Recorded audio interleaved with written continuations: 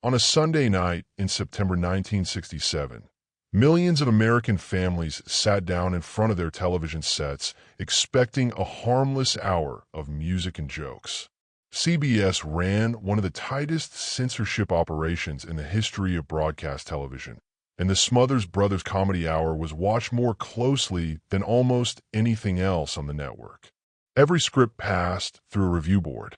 Every lyric was checked against a list of forbidden topics. Every camera cut was planned in advance. And yet, on that particular night, something happened on live television that nobody planned, nobody approved, and nobody in the control room caught in time to stop. It has been replayed, argued over, and mythologized for decades. And to this day, people still slow the tape down frame by frame, trying to figure out exactly what they're looking at. To understand why that single unscripted moment mattered so much, you have to understand what the Smothers Brothers had already built and what they were risking every single week just by staying on the air. Tom and Dick Smothers did not start out as revolutionaries. They started out as two kids from a broken home, sons of an Army officer named Thomas Smothers Jr., who was captured during the Second World War in the Philippines and died in captivity before the boys were old enough to really know him. Their mother raised them largely on her own, and money was tight for most of their childhood. What they had was each other, a shared sense of humor, and an instinct for teasing that would eventually become one of the most recognizable comedy dynamics in American entertainment. Tom played the lovable idiot. Dick played the exasperated straight man. The bit, "Mom always liked you best," became so associated with them that most people who repeat the line today have no idea where it came from. The duo built their reputation the old-fashioned way, in small clubs, playing folk songs and cracking jokes between verses because the audience seemed to enjoy the banter more than the music itself. A short residency at a San Francisco club stretched from a couple of weeks into most of a year because word of mouth kept filling the room. By the time they landed a network show in 1967, they had already spent years learning how to read a crowd and how to make the tension between two brothers feel like the most natural thing in the world. CBS didn't hand them a full hour of prime time because executives loved edgy comedy. They handed it to them because the network was getting beaten badly on Sunday nights by NBC's Bonanza, and two other CBS shows had already died trying to compete with it. The network wanted something that could pull in a younger audience without abandoning the mainstream entirely. And the Smothers Brothers, with their clean-cut appearance and rebellious streak underneath, looked like exactly the right gamble. Ed Sullivan introduced them to America as wholesome, all-American boys. Within a few weeks, it was obvious the description didn't fit anymore. The show started poking at subjects that variety television simply did not touch. Vietnam, civil rights, sitting presidents. The writer's room, which at various points included people like Steve Martin, Rob Reiner, and a young Lorne Michaels, was less interested in safe jokes and more interested in jokes that meant something. Ratings climbed fast enough that the show beat Bonanza within its first couple of weeks on the air, which stunned a network that had been losing that time slot for years. That success bought the Smothers Brothers something rare: leverage. Tom had negotiated creative control before the cameras ever rolled, and CBS, desperate for a hit, had agreed. That single contractual detail became the fault line the entire conflict would eventually crack along.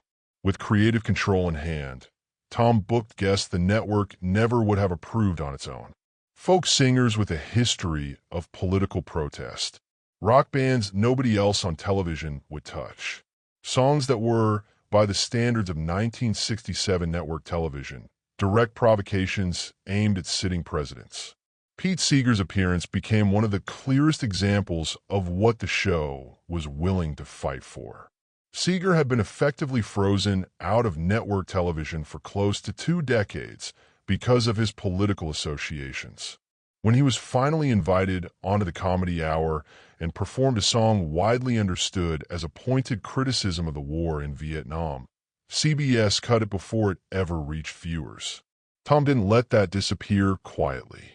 He made sure the story got out, and the resulting public pressure was strong enough that CBS reversed itself and let Seeger perform the song, uncut, a few months later.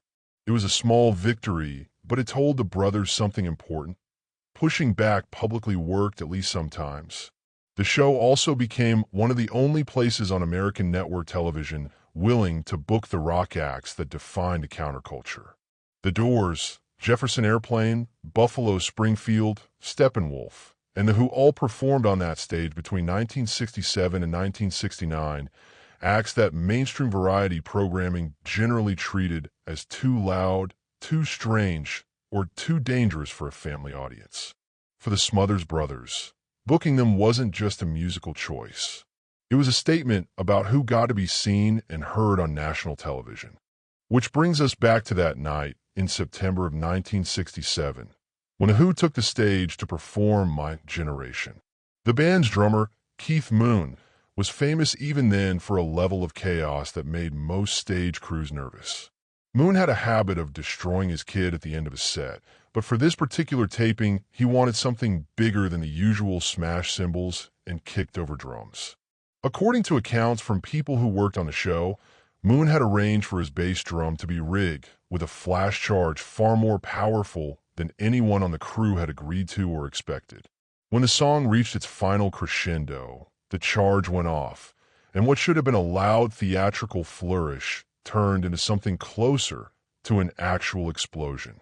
Smoke rolled across the stage. Debris scattered in every direction. Moon was knocked backward by the blast.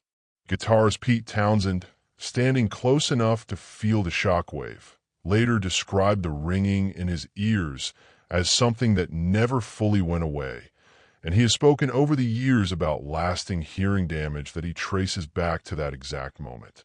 In the chaos immediately following the blast, with smoke still hanging in the air and the crew unsure whether anyone was actually hurt, Townsend grabbed the nearest guitar he could find and smashed it against the stage floor.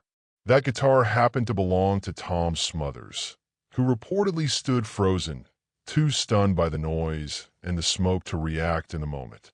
It became one of those images that outlived the broadcast itself, a symbol of just how far the show was willing to let its guests go, and how little control CBS's censors actually had once the tape started rolling live. But here is the detail that gave this particular taping its lasting reputation, the reason people still talk about it as a blooper that CBS never intended to let through. In the smoke and confusion after the explosion, as the cameras kept rolling, because nobody in the booth had the presence of mind to cut away fast enough, something appeared in the background of the shot that had nothing to do with the band at all. Crew members scrambling to check on Moon. A stagehand visibly panicking near an exposed cable. A brief, unmistakable shot of just how unprepared the production actually was for what its own guest had just done. It wasn't a scripted moment, it wasn't reviewed, and it wasn't supposed to make it to broadcast. For a network that prided itself on reviewing literally every second of tape before it aired, that handful of unguarded seconds became a small crack in the illusion that CBS had this show, or these performers, fully under control. It slipped past the censors not because anyone let it through on purpose, but because live chaos, real explosions, and real people reacting in real time cannot be edited after the fact once they've already gone out over the air in front of millions of households. That moment mattered because it captured something true about the entire run of the show. CBS wanted the appearance of control. The Smothers Brothers, intentionally or not, kept finding ways to remind everyone that control was an illusion. The network's censorship operation only grew more aggressive after incidents like this. By late 1968, every script, every lyric, and every finished videotape had to be submitted well ahead of broadcast for review. Deadlines were moved up. Censors combed through material looking for anything that touched on the war, religion, or politics, and guest performers with sharp material were frequently cut entirely. The writers joked bitterly that it felt like death by 1,000 small cuts, and it's hard to argue they were wrong. Tom and Dick didn't simply absorb the pressure. they turned it into material. One sketch put Tom in the role of a network censor, literally cutting a script apart with oversized scissors mid-performance. CBS refused to air it, calling it too damaging to the network's public image, which of course only proved the point the sketch was trying to make. When the brothers realized how much power came from delivering tape at the last possible minute, they used it, submitting one version for review and then quietly slipping in late changes before broadcast. It infuriated network executives, and it eventually gave CBS the excuse it had been looking for. In April 1969, CBS announced it was canceling the show officially because the brothers had missed a delivery deadline. Nobody who followed the show closely believed that was the real reason. The program was still pulling strong ratings. Major sponsors, unsettled by the show's political content, had already begun pulling their advertising dollars, and pressure from the highest levels of government had reportedly been applied directly to network executives over the show's willingness to criticize sitting presidents on the Vietnam War. The Smothers Brothers sued CBS for breach of contract, and after 4 years of litigation, a judge sided with them, awarding a settlement in the hundreds of thousands of dollars. It was a legal victory, and a meaningful one for the principle that networks couldn't use manufactured technicalities as cover for political censorship. But by the time the ruling came down, the show and the platform it had given a generation of writers and performers was already gone. Where it placed it on CBS's schedule could not have been a starker contrast. A gentle, apolitical rural comedy show took over the same real estate and ran for more than 2 decades without ever touching a controversial subject. Its success said something uncomfortable about the entertainment industry that the Smothers Brothers had learned the hard way. Audiences might cheer for boldness in the moment, but networks and advertisers preferred safety over the long run. Tom Smothers has said in later interviews that losing the show hit him harder than almost anything else in his career, that it took years to rebuild the confidence it cost him. Dick found other outlets, throwing himself into interests outside television for a while.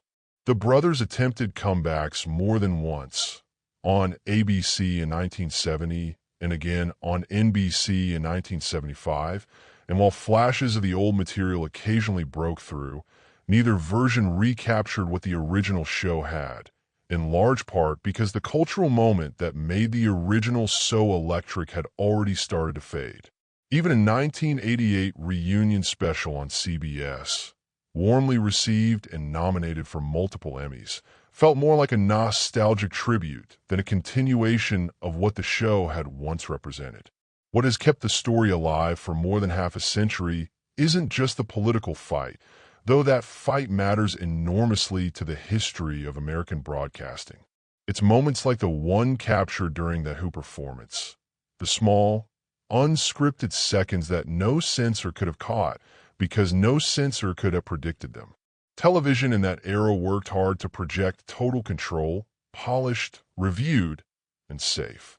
And every so often, for just a few seconds at a time, the mask slipped, the cameras kept rolling, and audiences got a glimpse of something real that nobody at the network ever intended them to see. That's why people still go back and study that footage today.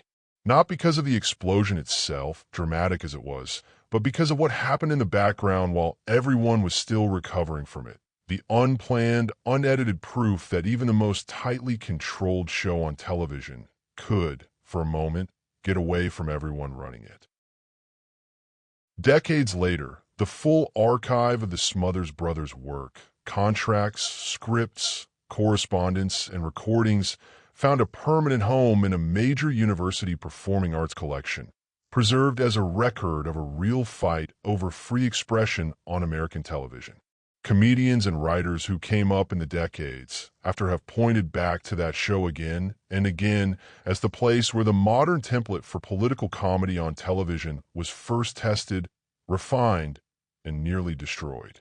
Before satire had a regular home on late-night television, before political comedy was an expected and even celebrated part of the entertainment landscape, two brothers from a broken home how to fight a network, its sponsors, and reportedly the White House itself, just to keep their jokes on the air. The blast from Keith Moon's drum kit, the smashed guitar, and a handful of chaotic, unedited seconds that followed have outlived almost everything else from that broadcast in the public memory. Not because CBS wanted them remembered, but because for once, the tape kept rolling before anyone could stop it.